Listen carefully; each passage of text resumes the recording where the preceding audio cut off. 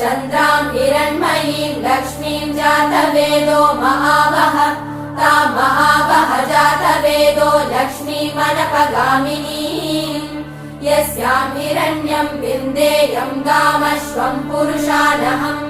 अश्वपूर्वां रथमद्यां हस्तिनादप्रबोधिनी श्रियं देवीमुपह्वये श्रीर्महादेवीर्जुषताम् कांसोऽस्मितां हिरण्यप्राकारां मात्रां ज्वलन्तीं तृप्तां तर्पयन्तीं पद्मे स्थितां पद्मवर्णां तामिहोपह्वये श्रियम् चन्द्रां प्रभासां यशसा ज्वलन्तीं श्रियं लोके देवचुष्टामुदारां तां पद्मिनीमीं शरणमहम्